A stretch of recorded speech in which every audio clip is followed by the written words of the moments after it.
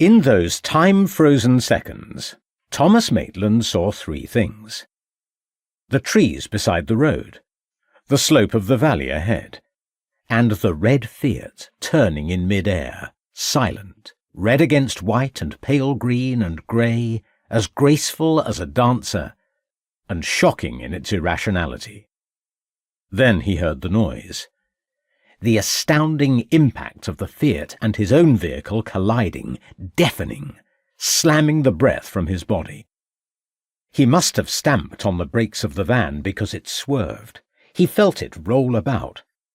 The road rocked, shattered into fragments, reassembled through a crack in the windscreen.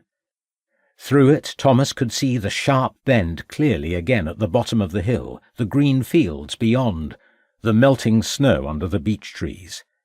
He sat gasping for a moment, then reached in a panic to switch off his engine. He found it hard to turn the key in the ignition. He did not dare to look to his right into the wood. There were other sounds, he realized. Car's brakes squealing as it crested the hill behind him, 40 yards away. Another impact behind him. He saw a lorry, stalled, that had been behind the Fiat, and he closed his eyes.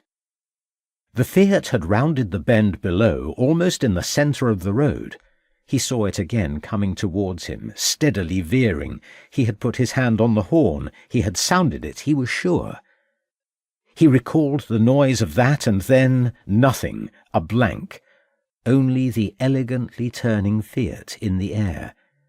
It reminded him of the kind of car that he had owned at college, a beaten-up thing with a taped-together wing. A man had been driving. As the car came closer, Thomas had seen him looking directly at him for a moment before glancing down to his side. Thomas had seen the white of the driver's hands, one skimming the dashboard, one on the steering wheel. Thomas had left his house that morning at 6 o'clock. He had finished the commission for the large painting and loaded it with much cursing and difficulty into the van the night before. He had to go to Gloucestershire, via a customer in Claverton Down. It was likely to be a long day.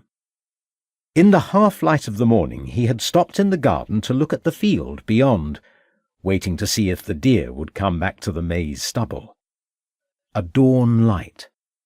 Astronomical dawn, the sun 18 degrees below the horizon, followed by nautical twilight, 12 degrees.